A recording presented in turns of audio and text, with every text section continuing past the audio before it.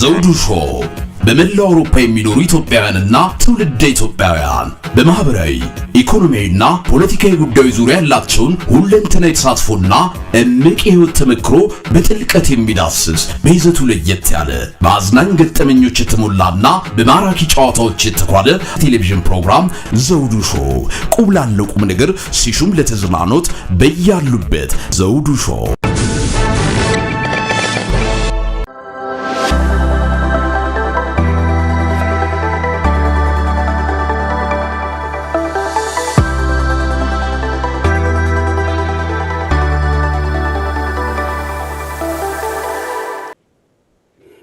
ሰላም ጤና ይስጥልን ክቡራን ተመልካቾቻችንና አድማጮቻችን ዘውዱ መንግስቴ ነኝ ከዚህ ከአገር እንግሊዝ የዝግጅት ክፍላችን ከእናንተ ክቡራን ተመልካች አድማጮቻችን ጋር የምናደርገውን ዝግጅት አጠናቀን መጥተናል። እናንተም አብራችሁ ቆይታ እንደምታደርጉ ተስፋ እናደርጋለን።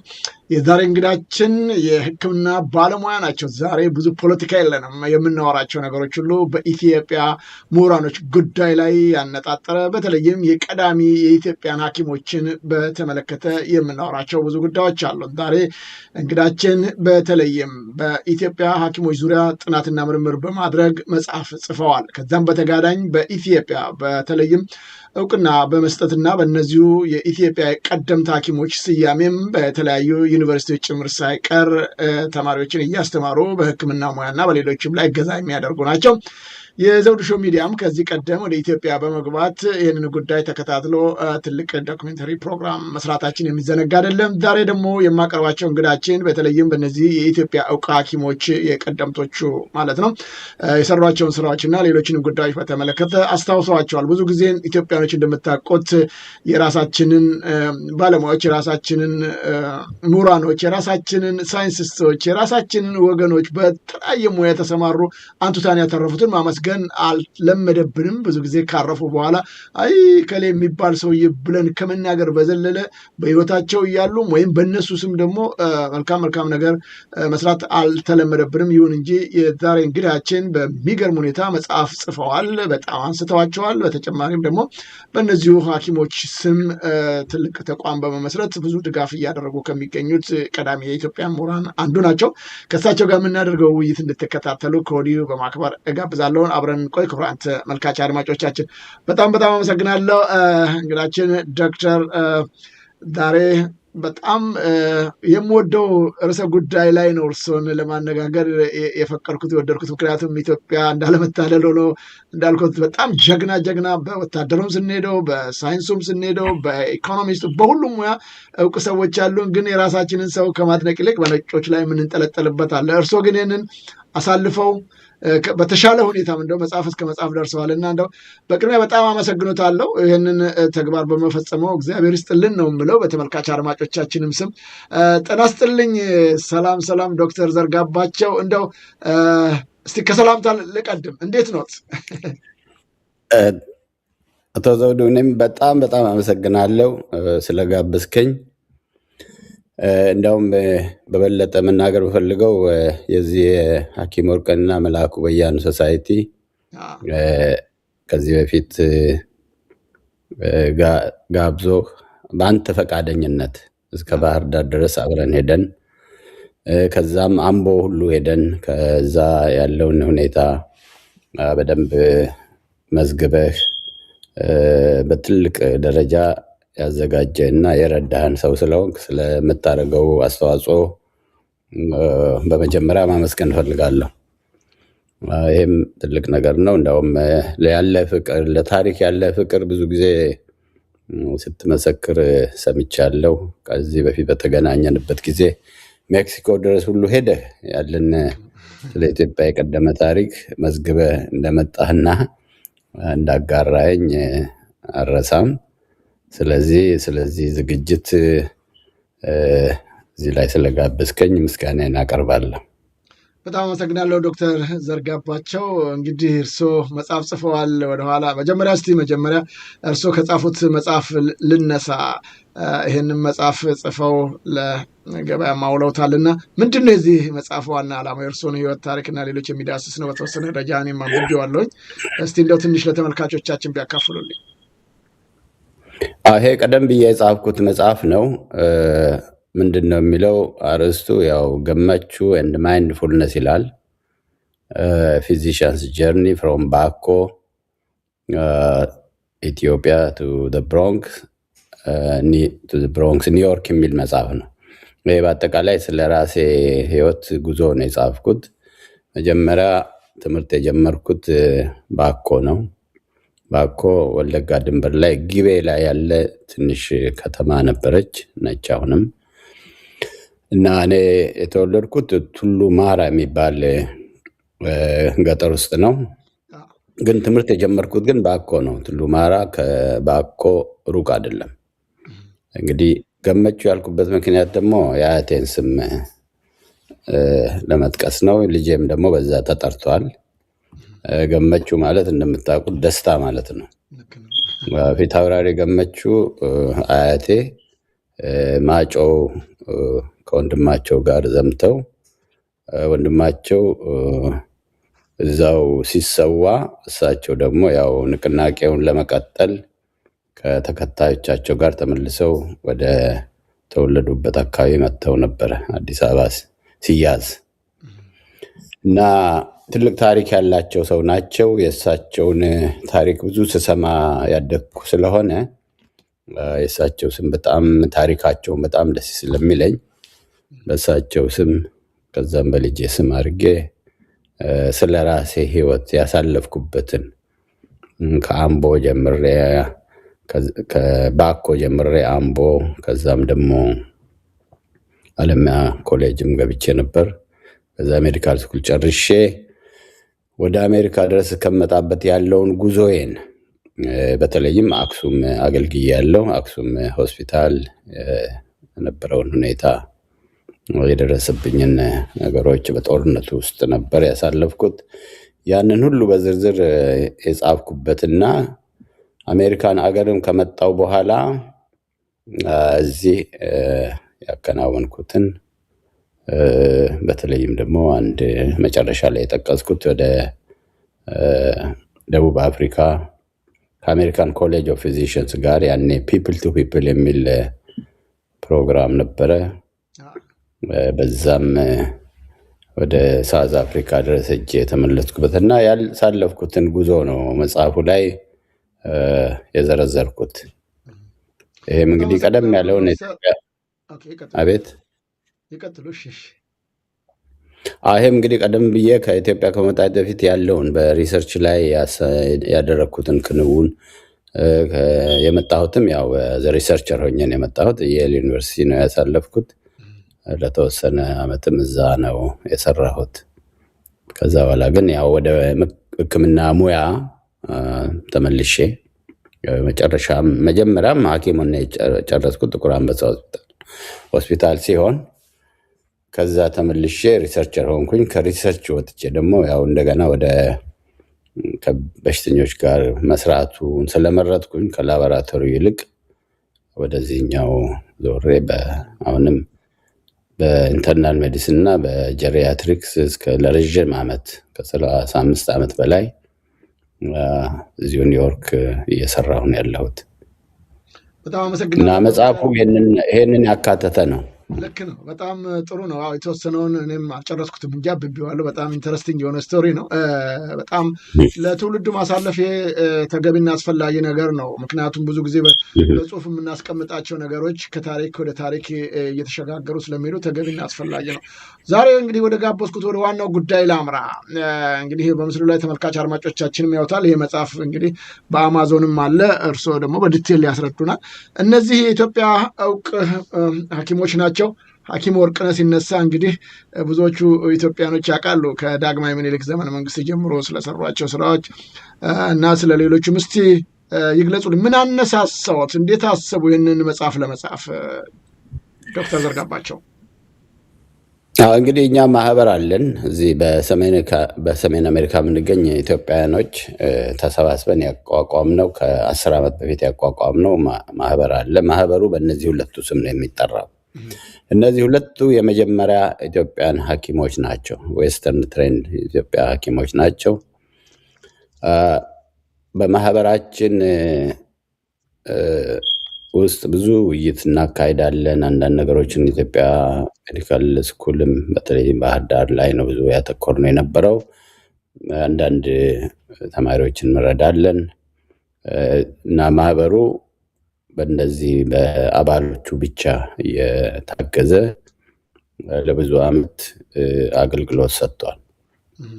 እንግዲህ ቅድም እንዳልኩት የማህበሩ ስም ሐኪም ወርቅነህና መላኩ በያን ሶሳይቲ ፎር ኢንተርናሽናል ዴቨሎፕመንት ነው የሚለው።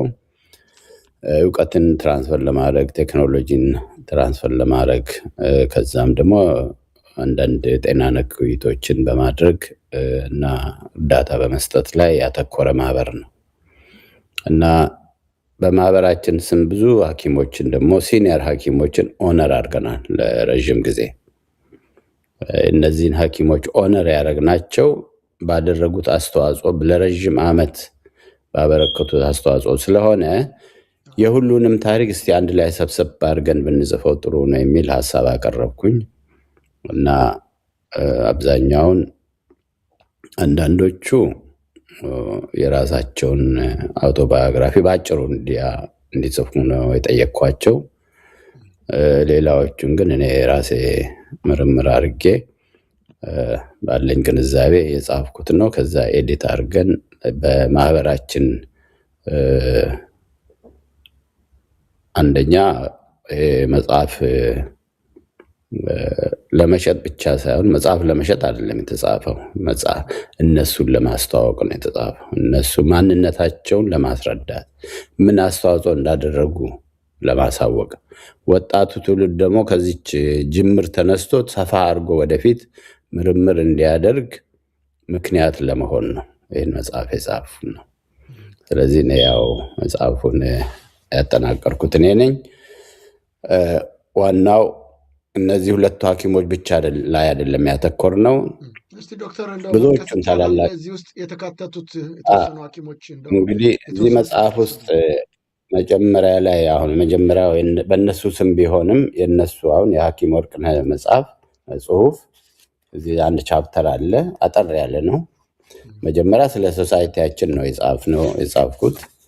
የሶሳይቲያችንን ከጻፍኩ በኋላ ስለ ሐኪም ወርቅነህ ነው። የመጀመሪያው ኢትዮጵያዊ ዶክተር ናቸው። ሐኪም ወርቅነህ እንግዲህ ትልቅ ታሪክ ያላቸው ሰው ናቸው። ከሳቸው በፊት ሌላ ሐኪም የለም ዶክተር? ዌስተርን ትሬንድ የሆነ ከሳቸው በፊት ኢትዮጵያዊ ሐኪም አልነበረም፣ የለም። የመጀመሪያው ሐኪም ናቸው እሳቸው። እንግዲህ ሐኪም ወርቅነህ ታሪክ በጣም በጣም ኢንተረስቲንግ ነው። መቅደላ ላይ በአፄ ቴዎድሮስ ለእንግሊዙ ጦር እጄን አልሰጥም ብለው ራሳቸውን ሲሰዉ እዛው ጦር ሜዳው ላይ ዞር ዞር ብሎ ሲሯሯጡ ከተገኙ አንድ ሕፃን ናቸው። እሳቸውን እና አለማየሁን ደግሞ የእሳቸውን ልጅ ይዘው አለማየሁ ወደ እንግሊዝ ሀገር ከልዕልት ተዋበች ጋር ሲወሰድ አንፎርቹኔትሊ ልዕልትቷ መንገድ ላይ ነው የሞቱት። እንትና ደግሞ ይሄኛው ወጣቱ ወርቅነህ እሱ ደግሞ ወደ እንግሊዝ ሀገር ቻምበርሊን ከሚባለው ኮሎኔል ይዞት ሄደ። ወደ ህንድ ሀገር ማለት ነው። ህንድ ሀገር ሎሄር የሚባለው ኮሌጅ ውስጥ መጀመሪያ ፕሪፓራቶሪ ስኩል ገብቶ ከዛ ተምሮ እንግዲህ በ4 ዓመቱ ሄደ ሰው ነው። መጨረሻ ላይ በወጣትነቱ ጊዜ ጨረሰ። በጥሩ ውጤት ነው ሜዲካል ስኩል የጨረሰው። ከዛ በርማ ውስጥ ተመድበው ሲሰሩ ነበር። እንግዲህ አሁን እርሶ ማለቱ ነው ተገቢ የሚሆነው። በርማ ውስጥ እየሰሩ ያሉ ስለ ሀገራቸው በጣም ፍቅር ስላላቸው መሰረታቸውን ስለሚያስታውሱ ኢትዮጵያ ልትወረር ነው በጣሊያን ተብሎ የመጀመሪያው የአድዋ ጦርነት ጊዜ አድዋ ጦርነት ከመነሳቱ በፊት አገር ይረዳሉ ብለው ጉዞ ጀመሩ። ተዘጋጅተው በደንብ ለ1 ወር በላይ ፕሪፓር አድርገው ሊቭ ኦፍ አብሰንስ ወስደው በዘይላ በኩል ወደ ኢትዮጵያ ሲገቡ እዛ ወደ ኢትዮጵያ ድንበር በሚገቡበት ጊዜ እንግሊዞች የተቆጣጠሩ አካባቢ ስለሆነ ይሄ የጦርነት ቀጠና ስለሆነ በጣም ከባድ ነው ለአንተ ወደዛ ወደ አዲስ አበባ ወይም ኢትዮጵያ ውስጥ ለመግባት እና አስቸጋሪ ይሆንብሃል ብለው መለሷቸው። እንግዲህ ከብዙ ዝግጅት በኋላ ሀገራቸውን ለመርዳት መጥተው ሲመለሱ እርግጥ የሚሰማቸው እንግዲህ እንደምትገምቱት በጣም ከፍተኛ ቅሬታ ሳይሰማቸው አልቀረም። ሄደው ተመልሰው እዛው ሲሰሩ ቆዩ። ያው በርማ ኃላፊ ነበሩ። በዛን ጊዜ ደግሞ እንግሊዝ ሀገርም ሄደው እንደገና ስፔሻላይዝ አድርገዋል በበለጠ።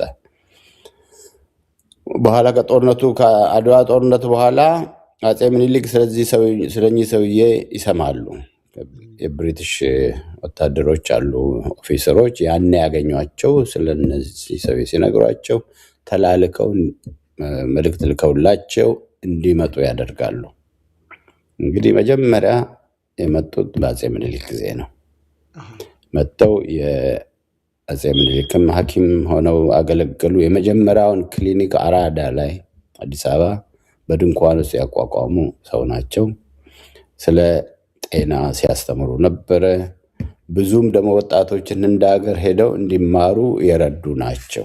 እንግዲህ ይሄ የሐኪም ወርቅነህ ታሪክ በጣም ሰፊ ነው እና በኋላም ወደ መጨረሻም እንዲያውም የሚገርመው ሕክምና ላይ ብቻ ሳይሆን በብዙ መንገድ አገሪቷ እንድታድግ የአፄ ምኒልክ አማካሪ ሆነው በአንዳንድ ዴቨሎፕመንት የሆንን የተለያዩ ለምሳሌ ትምህርት ቤቶችን በመክፈት የአስተዳደር ማሻሻልን በመፍጠር ንግድን፣ እንደዚህ አይነትን ሁሉ ኢንትሮዲውስ ያደርጉ ሰው ናቸው። እንደው በተለይም በጣም የሚጠቀሰው ሀረር ውስጥ ተመልሰው ብዙ ጊዜ አሳልፈዋል።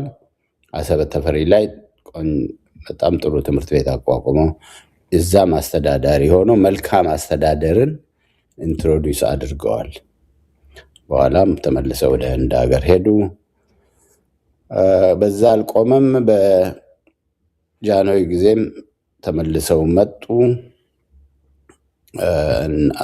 እና ተመልሰው መጥተው ተፈሪ መኮንን ሆስፒታል ሲቋቋም እሳቸው የመጀመሪያው ዳይሬክተር ነበሩ እና ዋናው ስራቸው ሕክምና በላይ እድገትን ማስፋፋት ነበር፣ ብልጽግናን ማምጣት፣ ጥበብን እና ዴቨሎፕመንትን ኢንትሮዲውስ ማድረግ ነበር እና በዚህ የታወቁ ናቸው ሐኪም ወርቅነህ።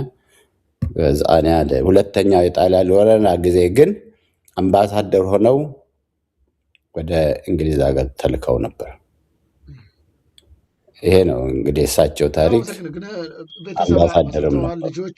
ቤተሰብ መስርተዋል። ልጆች አሏቸው። ብዙ ልጆች አላቸው። መጥተው እዛው ኢትዮጵያ ገብተው ብዙ አንደኛው ልጃቸው እንደውም የጋንዲ ሆስፒታል ዲሬክተር ነበሩ። የሕክምና ባለሙያ ነበሩ ልጃቸው። እሳቸው የጋንዲ ሆስፒታል ዲሬክተር ሆነው ሰርተዋል። የእሳቸው ልጅ የሆኑት ሁለቱ ልጆቻቸው ግን በጣሊያን ጦርነት ጊዜ ቢኒያም እና ማነው አንደኛው ስሙ ትዝ አለኝ፣ እነሱ ተመልሰው መጥተው የካቲት 12 ቀን እነዚህ አብዛኞቹ ኢትዮጵያን ወጣቶች እና የተማሩት በሚረሸኑበት ጊዜ ሁለቱ እዛ ነው የተረሸኑት፣ ተይዘው የተገደሉት በግራዚያኒ የተጨፈጨፈው ጊዜ ጊዜ የተማሩ ልጆቻቸው ሁለቱ ልጆቻቸው ያኔ እዛ ነው መስዋዕት የሆኑት። እንግዲህ ይሄ ነው ታሪኩ። በጣም አስደናቂ ታሪክ ነው ያላቸው። ስለሳቸው ትልቅ መጽሐፍ ተጽፏል። ቴዎድሮስ ጊዜ ነበሩ። በጣም በሚገርም ሁኔታ እሳቸው በተገደሉበት ጊዜ አሁን እንደገለጹልኝ እዛው ነበሩ። ከዛ ደግሞ በምኒልክም ነበሩ። የእሳቸውም የግል ሐኪም እንደገና በጃንሆይ ጊዜም ነበሩ። በጣም የሚገርም ኢንተረስቲንግ የሆኑ ስቶሪ እንደሚኖራቸው ተስፋ አደርጋለሁኝ። እንግዲህ ያው ከጊዜ አኳያ ወደ ሌሎቹ ለመሄድ ስለምንገደድ ነው። ግን እዚህ አንድ እንትን ላይ ላንሳ። ዳግማዊ ምኒልክ እንግዲህ እሳቸው ፈልገው አመጧቸው። የእሳቸው ሐኪም እንደነበሩ ተገልጿል፣ እርሶም ገልጸዋል። ታሪኩም እንደዛ ነው የሚለው። በእርግጥ ግን አንድ ጀርመናዊ አነር የሚባል ሐኪም እንደነበራቸው ነው የሚገለጸው። እሳቸው እያሉ ለምንድን ነው ለጀርመናዊ ሞር እድሉ የተሰጠው? ምናልባት ጀርመናዊ ሐኪምም ነበረ እሳቸው እያሉ ሳይሆን እሳቸው ከሄዱ በኋላ ነው ጀርመናዊ። እሳቸው ተመልሰው ወደ በርማ ወደ ኃላፊነት ስላላቸው እዛ ተመልሰው ሄደዋል ወደ ወንድ ሀገር። በዛን ጊዜ ነው ጀርመናዊው ሐኪም የነበረው እንጂ ያው እሳቸው በነበሩ ጊዜ ጀርመናዊ ሐኪም አልነበረም። እሳቸው ናቸው መጀመሪያው ሐኪማቸው። በጣም በጣም አመሰግናለሁ ዶክተር። እንግዲህ ከዛ መላኩ በያንም በጣም በሚገርም ሁኔታ በአጋጣሚ እዛው ኒውዮርክ ያው እርሶ የሚኖሩበት ሀገር የመቃብር ስፍራውንም ጭምር ሐውልቱን አይቻለሁ። በጣም ገራሚ ነው። በ40 ዓመቱ ነው እሱ ደግሞ የሞተው።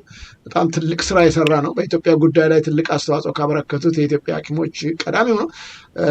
በነበረው ጦርነት ላይም ራሱ ብዙ አስተዋጽኦ አበርክቷልና አሜሪካም እንደውም ባለኝ መረጃ ኢትዮጵያ የመጀመሪያው ኢትዮጵያዊ ሐኪም እሱ በአሜሪካ ማለት ነው እሱ እንደሆነ ይገለጻልና እስቲ ስለሱም ትንሽ ቢያካፍሉን።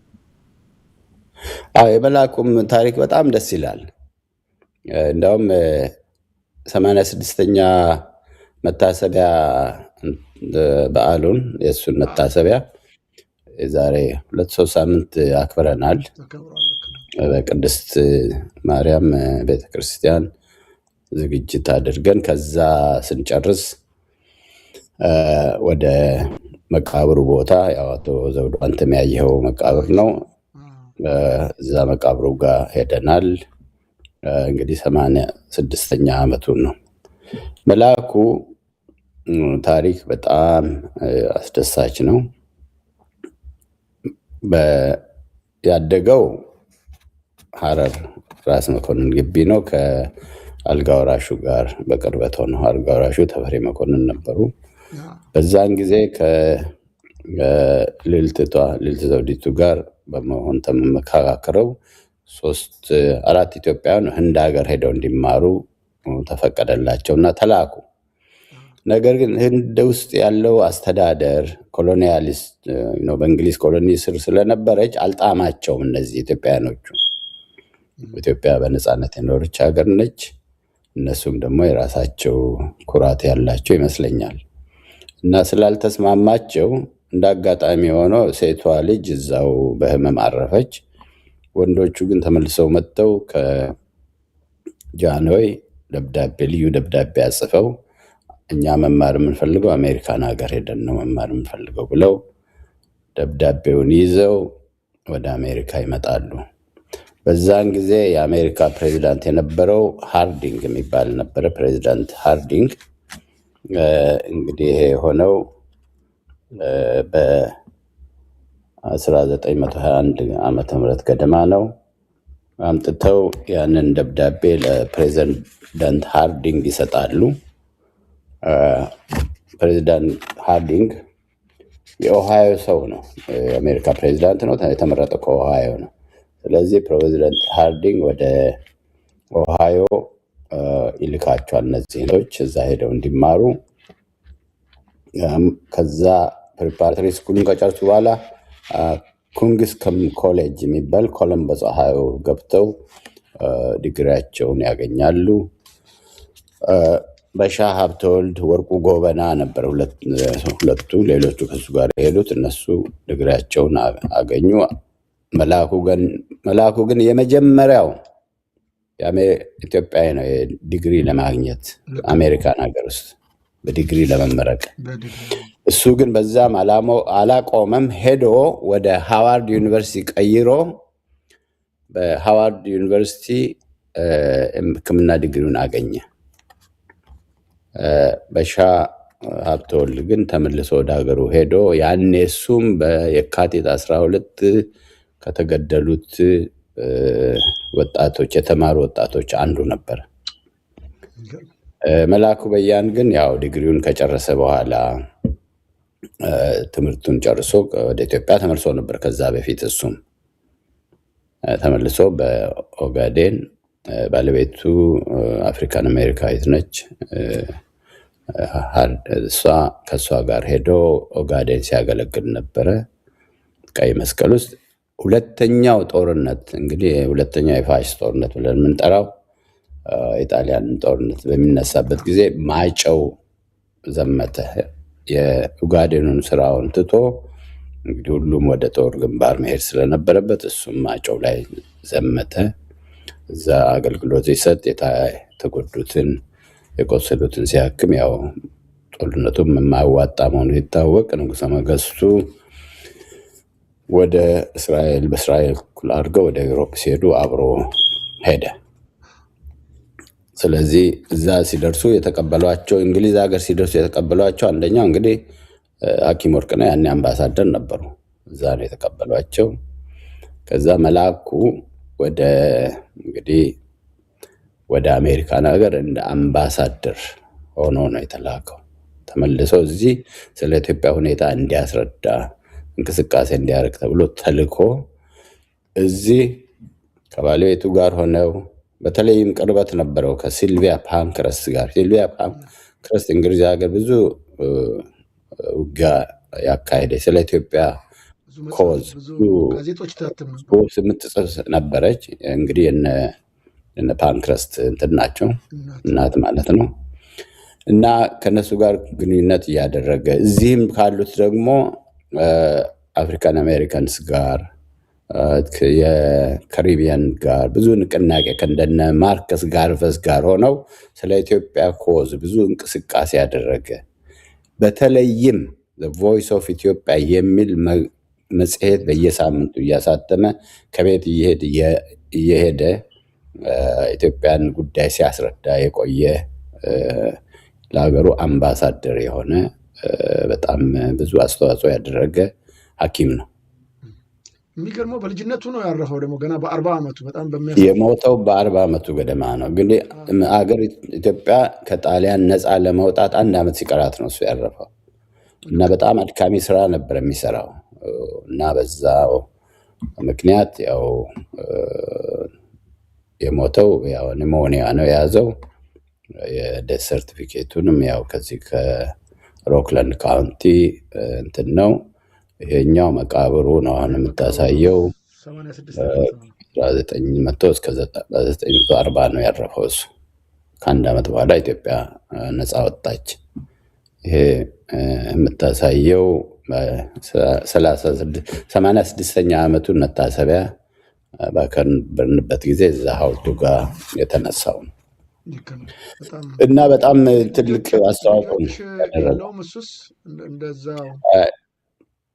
አንድ ልጅ ነበረው። ከዛ ልጁን አግኝቻለሁ። እንግዲህ እሱ ሌላው የሚታወቅበት ወርልድ ፌዴሬሽን የሚል አቋቁሞ ነበር እሱ። ኢትዮጵያን ወርልድ ፌዴሬሽን የሚል ትልቅ ኦርጋናይዜሽን አቋቁሞ ኦርጋናይዜሽኑ ለረጅም ጊዜ ብዙ ስለ ሰው መብቶች የሰው ልጆች መብት የሚከራከር የሚሟገት ኦርጋናይዜሽን ነበር። ማርክስ ጋርቪንም እንደዚሁ ለሰው ልጆች ትልቅ ሙግት በሰብአዊ መብት ላይ ትልቅ ስራ ሲሰራ የነበረ ሰው ነው። እዛው ኒውዮርክም ውስጥ ራሱ ታስሮ ነበር ብዙ ጊዜ። እዚህ እንግሊዝ ሀገር ነው እንግዲህ እሱ የሚያረፈው እና ከእሱ ጋር ወዳጅ መሆኑ ራሱ የሚገርም ነው በዛን ወቅት።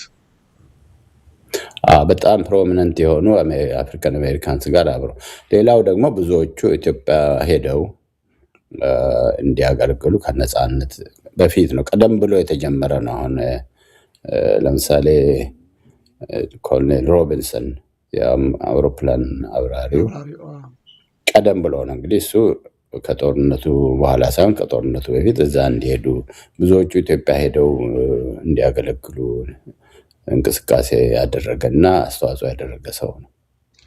ከልብ አመሰግናለሁ ዶክተር ዘርጋባቸው። በጣም የሚያጓጉ ታሪክ ያላቸው ጉዳዮች ናቸው። የኢትዮጵያ ነገር ሲነሳ በጣም ያሳዝናል።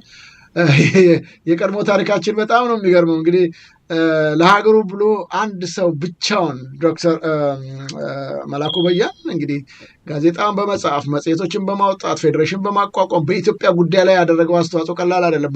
በጣም በጦርነቱም ጊዜ ራሱ ኢጣሊያን በመጣ ጊዜም ራሱ እንዴት ኢትዮጵያ ትወረራለች በሚል የሱ ጽሁፎች እያዩ በጣም ብዙ አፍሪካን አሜሪካንስ ካሪቢያንስ ጭምር ሳይቀሩ ወደ ኢትዮጵያ ሄደን እንሞታለን በሚል ትልቅ ሰልፍ ሁሉ ያደርጉ ነበር። ምዝገባ እንደነበረ ነው እንግዲህ መረጃው እኔም ያለኝ እንዳደረግኩት እንትን ማጥናት።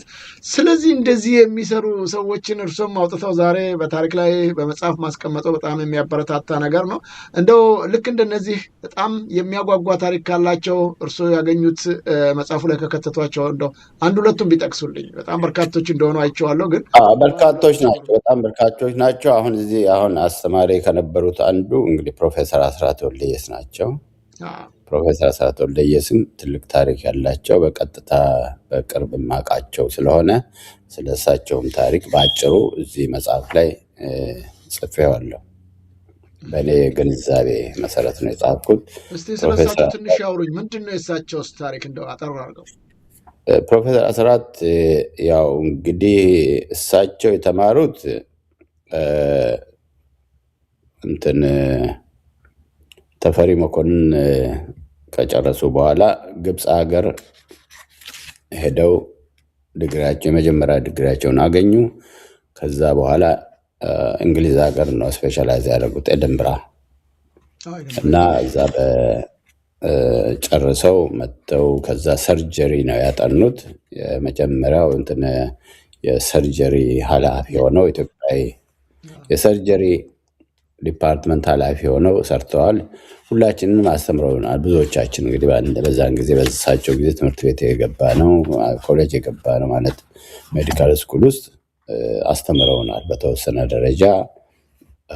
እኔም በመጀመሪያ የሰርጂካል ተማሪ አልነበርኩም፣ ግን የመጀመሪያው ወቅት ላይ በሳቸው ተምሬያለሁ። ፕሮፌሰር አስራት በጣም ዲቮትድ የሆኑ ናቸው። ስራቸው በጣም ዲቮትድ ናቸው። ደከመኝ ሳይሉ ከቀን እስከ ማታ ኦፕራሲዮን ክፍል ነው የሚውሉት። ተመልሰው ደግሞ በሽተኞቻቸውን ኦፕራሲዮን ያደርጓቸውን በሽተኞች እንኳን ተመልሰው በዛውን ቀን ሄደው ሳያዩ አያድሩም። ምሽት ሁሉ እየሄዱ ያሉ ይከታተላሉ።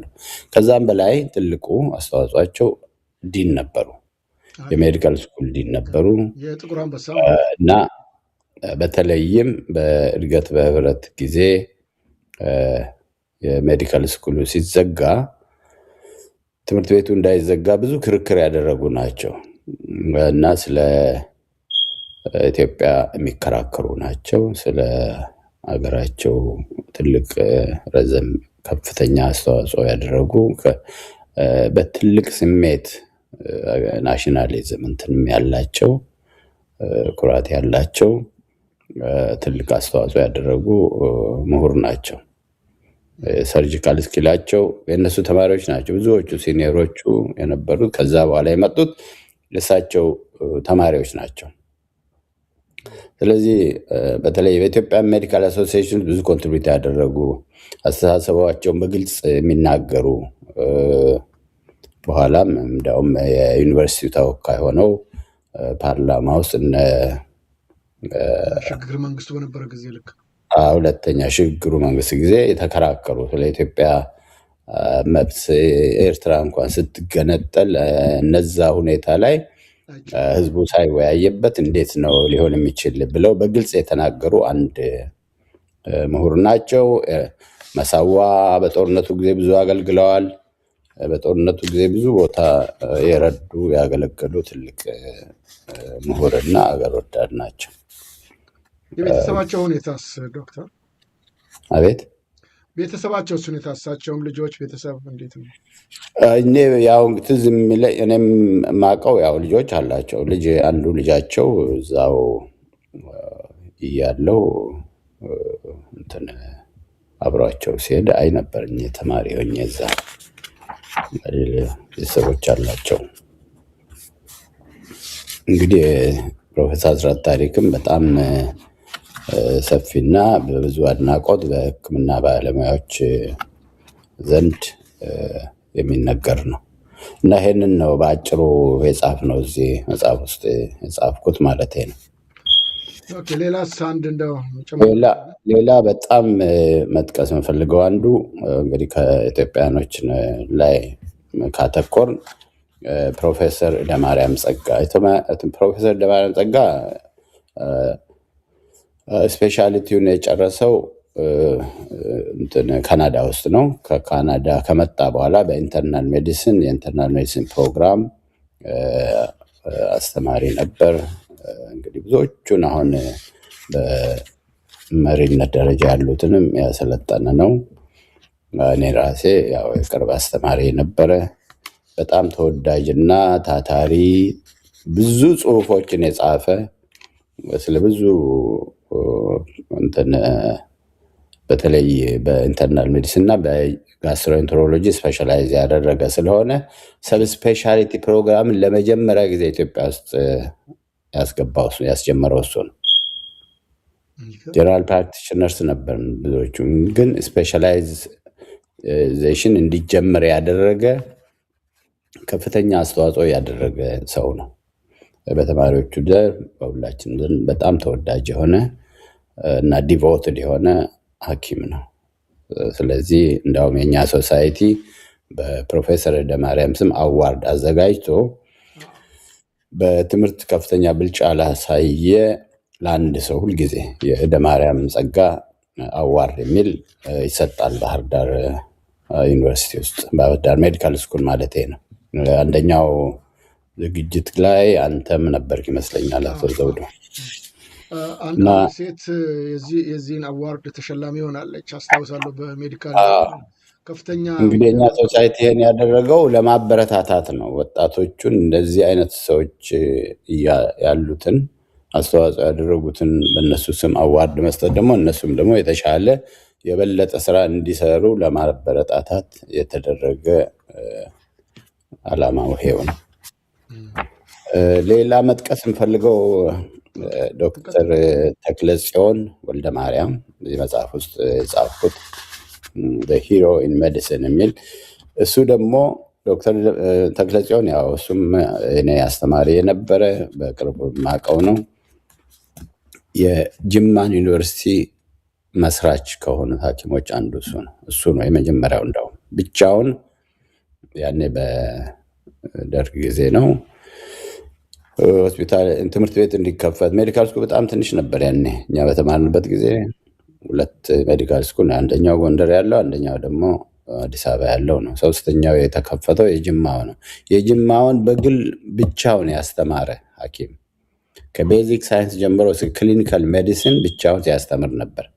ኦፍኮርስ የኩባ ረዳቶች ነበሩት፣ ግን አብዛኛውን ኃላፊነት ወስዶ ያስተማረ ብዙ ተማሪዎች በሱ ጊዜ የተመረቁ፣ በተለይም ደግሞ ያለውን ሲስተም ለውጦ አገልግሎትና ትምህርትን አንድ ላይ አቀላቅለው በጥሩ ሁኔታ በጣም ጎበዝ የሆኑ ሐኪሞች የወጡት ከጅማ ሆስፒታል መሆኑ ይታወቃል። የእሱ አስተዋጽኦም ከፍተኛ ነው እና እጥረት ምክንያት ነው። በኢትዮጵያን ሐኪሞች እጥረት ምክንያት ነው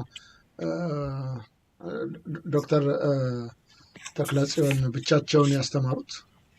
በዛን ጊዜ ብዙ ሐኪሞች አልነበሩም። እርግጥ ያው ፈቃደኝነትም ያስፈልጋል። እዛ ሄዶ ደግሞ ዲቮትድ ሆኖ ማቋቋም ትምህርት ቤትን ማቋቋም የሚያክል ነገር ኦፍኮርስ ቀላል ነገር አይደለም። በዛም ስራው ብዙ ሽልማት አግኝቷል። በከፍተኛ ደረጃ ከፍተኛ ሽልማቶች አበርክተውለታል። ይሄንን ሁሉ ዝርዝር ነው የጻፍነው እዚህ መጽሐፍ ውስጥ የጻፍኩት ይሄንን ነው። ስለ ተማሪዎቻቸውም ደግሞ የጻፉት መጽሐፍ አለ። ስለ ተክለጽዮን የተጻፈ መጽሐፍ አለ። ጅማ የተመረቁ ተማሪዎች ለሱ ልዩ ቦታ ሰጥተውት እንዳውም በሱ ስም ያቋቋሙት ማህበር አለ ይመስለኛል። እንግዲህ ሳይጠቀስ የማይታልፉ እነ ፕሮፌሰር ታዬ መኩሪያ በጣም በቅርቡ የማውቀው ሰርጀን ነው። ፕሮፌሰር ታዬ ለረዥም ዓመታት የሰርጂካል ትምህርት በሰርጀሪ ያሰለጠነ ታላቅ መምህር ነው። ፕሮፌሰር ታዬ በተለይ ጳውሎስ ሆስፒታል ነበር የሱ ቤዝ። ፕሮፌሰር አስራት ጥቁር አንበሳ ሲሆን ፕሮፌሰር ታዬ ደግሞ በጳውሎስ በጣም በርካታ በተለይ በታይሮይድ የታመሙትን እንቅርት ነው። በጣም ኮመን ነበር ኢትዮጵያ ውስጥ። በዛ ሰርጀሪ በብዙ ሺህ የሚቆጠሩ ሰዎችን የረዳ ሐኪም ነው። በጣም በቅርብ ነው ስለ ፕሮፌሰር ታዬ ታሪክ በግሌ በደንብ በማውቀው ደረጃ ነው የጻፍኩት እና እንደዚህ አይነት ብዙ አስደናቂ ሐኪሞች ነበሩ በዚህ መጽሐፍ ውስጥ። ከተጠቀሱት ጥቂቶቹን ለመጥቀስ ያህል ነው። ሌላው እንግዲህ ከኢትዮጵያውያን ውስጥ መካከል ወጣ ብንል ፕሮፌሰር ካትሪን ሃምልን ስለ ፊስቱላ ሆስፒታል ያቋቋሙት ሃምሊን ናቸው። ሃምሊን ከባለቤቷ ጋር ሆና በዚህ በፊስቱላ የሚሰቃዩትን ከገጠር የሚመጡ ብዙ በወሊድ ምክንያት ይሄ ፊስቱላ የሚገጥማቸውን ልዩ የሆነ ቴክኒክ ዴቨሎፕ አድርገው በጣም አስደናቂ ስራ ያበረከቱ ሐኪም ናቸው። እንግዲህ ፊስቱላ ሆስፒታል በሰራው ስራ የታወቀ ነው። የእኛም ሶሳይቲ ሄዶ ዶክተር ሃምሊንን እዛው ቢሮቸው ኦነር አድርገናቸዋል። በጣም ነው ደስ ያላቸው ዶክተር ሃምልን። ካትሪን ሃምልን እንግዲህ ህይወታቸውን ባላቸውም እሳቸውም ህይወታቸውን ለኢትዮጵያ ነው የሰዉት ማለት ይቻላል።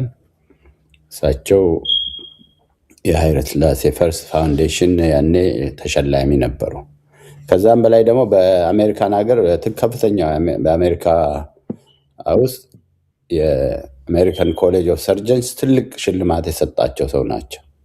እንዲያውም በኋላ ያወቅኩት እንዲያውም ለኖቤል ፕራይዝም ኖሚኔትድ የሆኑ ሰው ናቸው። እነዚህ ሰዎች አይ ቲንክ ላንሴት ላይ አናውንስድ ሆነ ኢትዮጵያ ጋይናኮሎጂዎች ትፈልጋለች የሚል እንግዲህ የዛሬ ስንት ዓመት ነው? በ59 ነው እኮ 1959 በፈረንጅ አቆጣጠር። አናውንስመንቱን አይተው ነው አፕላይ አድርገው ወደ ኢትዮጵያ የመጡት።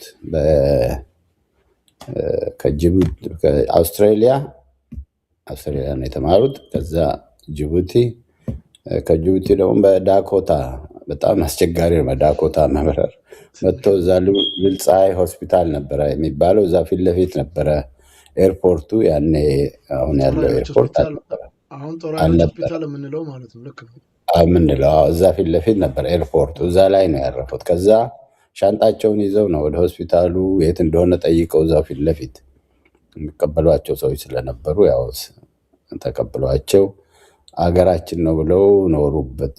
ስንት ይኸው ከፍተኛ አስተዋጽኦ አድርገው ደግሞ ከዛም በላይ ይኸው ልዩ አይነት ቅርስ ትተው ነው ያለፉት። እኚህም የሚደነቁ በጣም የሚያስደንቁ ሐኪም ናቸው። በጣም አመሰግናለሁ ዶክተር ዘርጋባቸው አስፋው። በእውነቱ ይሄ ትልቅ ታሪክ ነው። ይህን መጽሐፍ በመጻፉም እውነት ልትመሰገኑ ይገባል። ቅድም እንደነገሩኝ አንዳንዶቹን የራሳቸውን ባዮግራፊ እንዲጽፉ አድርጌያለሁ ብለዋል። ምናልባት በህይወት ላሉት ጽፈውሎት ይሆናል። በህይወት ለሌሉ ሪሰርች እያደረጉ ነው የጻፉት። እነዚህ በህይወት ያሉት እዚህ ውስጥ እንዲካተቱ ያደረጓቸው ምክንያቱም በጣም በርካታ ሐኪሞች ስላሉ ማለት ነው። እርስዎንም ጨምሮ በጣም አሜሪካ ብቻ እንግዲህ በኋላ መለስበታለሁ አሜሪካ ስላሉት ሐኪሞች ጉዳይና ምንድን ነው የተለየ ክራይቴሪያ ወይም እነዚህ መለያዎቹ ምንድን ናቸው? እዚህ ባዮግራፋቸውን ሰጥተው እዚህ ውስጥ ስማቸው እንዲገባ ስለነሱ ታሪክ እንዲጻፍ ያነሳሳዎት ምክንያት ምንድን ነው? እንዳልኩት ብዙ ሐኪሞች በተለያየ የሙያ መስክ ስላሉ በሕክምናው ረገድ ራሱ ስፔሻላይዝድ ያደረጉ እዚህ ውስጥ መጽሐፍ ውስጥ እንዲካተቱ የተደረገው በምን መለያ ነው? እንግዲህ እነዚህ አሁን እኛ ኦነርን ያደረግናቸው በክራይቴሪያ አውጥተን በዚህ ዓመት ማንን ነው የምናከብረው በሚል አዋርድ እያዘጋጀን በየዓመቱ ስናደርግ የኖርነው ነው እና መጽሐፉ ታይትል ኦነርድ ፓዮኒር ኢትዮጵያን ሄልት ፕሮፌሽናልስ። ብዙ አሉ፣ በርካታ ናቸው። ይሄ ጅማሬ ነው ብዬ ነው መጥቀስ የምፈልገው እኔ እንጂ እዚህ ውስጥ ያልተካተቱ ብዙ ሐኪሞች አሉ። ወደፊት ስለነሱም ታሪክ ይጻፋል ብዬ ተስፋ አደርጋለሁ። ኢቭን አሁን እዚህ ውስጥ ስለተጻፉትም ደግሞ ብዙ አስፋፍቶ ማዘጋጀት ይቻላል። ለምሳሌ አሁን የራሳቸውን መጽሐፍ ከጻፉት ሰዎች ፕሮፌሰር ባዩ ተክሉ በጣም የታወቀ ሐኪም ነው። አሁን ሪታይር አድርጎ ሲያትር ነው ያለው። በእኛም ሶሳይቲ ኦነርድ ሆኗል። እሱ የአዲስ አበባ ዩኒቨርሲቲ ሲያስተምረን ነበር። ከዛ ቀጥሎ ደግሞ እንዲያውም ኪንግ ፋይዛል ነው መሰለኝ ዲን ሆኖ እዛ አረብ ሀገር የዛ ሆስፒታል የዛ ሜዲካል ስኩል ዲን ሆኖ የሰራ ሰው ነው። ብዙ አስተዋጽኦ ያደረገ ነው። በቅርቡ አይ ቲንክ ባለፈው ከሁለት ዓመት በፊት የራሱን መጽሐፍ ጽፏል። ትዝታዎች የሚል ጽፈው እኔም አዲስ አበባ መጽሐፉ ሲመረቅ ተገኝቼ ነበር። ሌላው ከዚህ በፊት ኢንተርቪው አድርገው ነበር። እዚህ ያለ የእኛም ማህበር በየዓመቱ ስናከብር ከሚመጡት አንዱ እሱ ነው። ሌላው አሁን እሱ መጽሐፉን ፕሮፌሰር ኢያሱ ሀብተ ጋብር የጎንደር ዲን የመጀመሪያው ዲን ነበረ። የጎንደር ጤና አጠባበቅ ኮሌጅ የመጀመሪያው ዲን ነበረ እና እሱም ከፍተኛ አስተዋጽኦ ያደረገ በኢንፌክሽስ ዲዚዝ እንደውም እኔ ፐርሰናሊ ኢንፌክሽስ ዲዚዝ ነበረኛው ዋናው ኢንክሊኔሽኔ አብሬው በቅርብ ስሰራ ነበር ተማሪ ሆኜ። እሱ ሚሽገን ዩኒቨርሲቲ ሲያስተምር ቆይቶ በቅርብ ጊዜ ነው ሪታይር ያደረገው። ሌላው መጥቀስ የምፈልገው መጽሐፍ ከጻፉት ውስጥ ዶክተር ያይራድ ቅጣውን የእኛ ሶሳይቲ ኦነር ካረጋቸው አንዱ ነው። ዶክተር ያይራድ ቅጣውና ዶክተር አስፋው ደስታን ከጥቂት ዓመታት በፊት ኦነር አድርገን ነበር። ዶክተር ያይራድ ቅጣው ከእናት እቅፍ እስከ ልጅ ምርኩዝ ትዝታዎች የሚል በጣም ደስ የሚል መጽሐፍ ጽፈዋል። ይሄ ነው መጽሐፉ። ይታያቸዋል። ይታይ እንደሆነ ላሳይ። ይሄውና እስቲ ወዴት? ይሄ ነው። ይሄ መጽሐፍ ሲመረቅ አዲስ አበባ ዩኒቨርሲቲ ነው የተመረቀው። በዛ ወቅት እዛ ነበርኩኝ። ይሄ መጽሐፍ ብዙ ታሪክ የያዘ ነው። ስለ ፐብሊክ ሄልዝ፣ ስለ ኢትዮጵያ ፐብሊክ ሄልዝ ምን ያህል አስተዋጽኦ እንዳደረገ በዝርዝር የገለጸበት ነው እና ይሄም ትልቅ አስተዋጽኦ ነው። የዶክተር ካትሪን ሃምልን መጽሐፍ አለ። ሆስፒታል ባይ ዘ ሪቨር የሚል ነው። ይሄ ነው መጽሐፉ። እሱም ብዙ በዓለም ላይ በየቦታው የሚነበብ መጽሐፍ ነው። ሆስፒታል ባይ ዘ ሪቨር የሚለው መጽሐፍ ይሄ ነው። ስለዚህ እነዚህ ሁሉ ብዙ ታሪክ አዘል ናቸው፣ መነበብ የሚገባቸው መጽሐፎች ናቸው። ለዚህ ነው ስለ ካትሪንም የጻፍነው። እኛ ባጭሩ ነው፣ የእነሱ ታሪክ ግን በጣም ረዥም ነው። ሌሎቹ መጠቀስ ያለባቸው ብዙ ናቸው።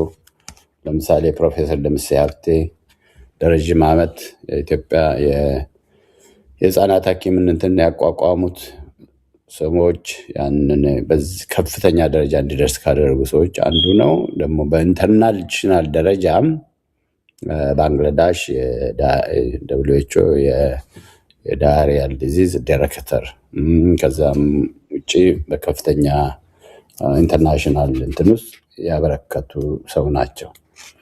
በአጠቃላይ ምንድነው እነዚህ ሐኪም ወርቅነህና መላኩ በያ እንዳደረጉት ኢትዮጵያን ከሌላው ዓለም ጋር የማቀራረብ ስራ ያከናወኑ፣ በኢንተርናሽናል ደረጃ ትስስርን የፈጠሩ፣ እውቀት ደግሞ በአንድ ቦታ ተወስኖ የሚቀር አይደለም። የእውቀት አድማስ ሰፊ ነው። እውቀት ደግሞ ከአንዱ ሀገር ወደ አንዱ ሀገር ይሸጋገራል፣ ከአንዱ ትውልድ ወደ ሌላ ይሸጋገራል። በዚህ አይነት ላይ መሰረት የጣሉ ሰዎች ናቸው። ለዚህ ነው የምናከብራቸው። ለዚህ ነው ትልቅ ቦታ አላቸው፣ በታሪክ ውስጥ ትልቅ ቦታ አላቸው። ሀገርን ኢትዮጵያን ከሌላው ሀገር ጋር ያቀራረቡ አምባሳደሮች ናቸው ለማለት እችላለሁ።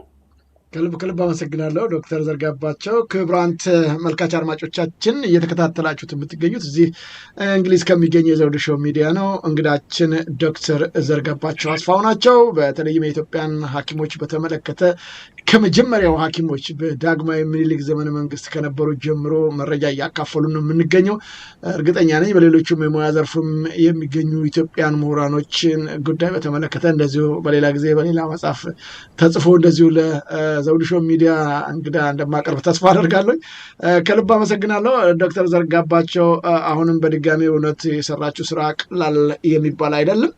እኔም በአካል ተገኝቼ የጎበኘኋቸው የሰራችኋቸው ስራዎች በጣም በርካቶች ናቸው። በተለይም በሐኪም ወርቅነህና መላኩ በያን ስምም አቋቁማችሁ እየሰራችሁ ነው ያላችሁት እና ይህንን ተቋም ለማቋቋም እንግዲህ በአሜሪካ ነው የተጀመረው። ኢትዮጵያኖች ብዙ ሐኪሞች ያሉ ነው የሚባለው እና ከዛ አንጻር እዚህ ማህበር ውስጥ የተካተቱ ብዙ ናችሁ ወይስ የተወሰነ ናችሁ? ስራውንስ መቼ ነው የተጀመረው? እኛ እንግዲህ እዚህ የተቋቋመው በ2010 ነው እኛ ሶሳይቲ የተቋቋመው። ከዛ በባህር ዳር ኮሌጅ በእኛ ሶሳይቲ አንዳንድ ድጋፍ አግኝተው የተመረቁ ብዙ ሐኪሞች አሉ። አንዳንዶቹ እንዲያውም ወደዚህም አገር ድረስ የመጡ አሉ፣ ስፔሻላይዝ ያደርጉ አሉ።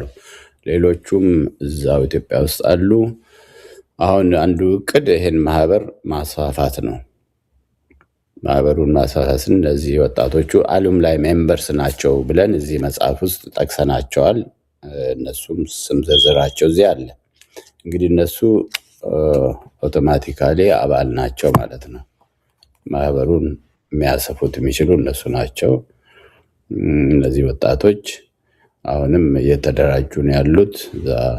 በአዲስ አበባም እዛ ባህር ዳርም ያሉት ሌሎችም ያሉት እየተገናኙ ነው። በተለይም ዶክተር ኃይለማርያም በዚህ በፊት ያገኘው ይመስለኛል። እሱ ኮኦርዲኔት እያደረጋቸው ሌሎችም አሉ። የራሳቸው ይህንን ማህበር እያሰፉት እንደሚሄዱ ተስፋ እናደርጋለን። ማህበሩ ግን በሐኪሞች ብቻ ተወስኖ አይቀርም። ሂስቶሪካል ማህበር ስለሆነ ሌሎቹም አባል መሆን ይችላሉ። የክብር አባል ሊሆን ይችላሉ፣ ኮንትሪቢዩት ማድረግ ይችላሉ። ይሄም መጽሐፉም ከመጽሐፉ የሚገኘውም ገቢ በቀጥታ ወደ ማህበሩ ነው የሚሄደው። መጽሐፉ እዛው ኢትዮጵያ ውስጥ ነው የሚታተመው።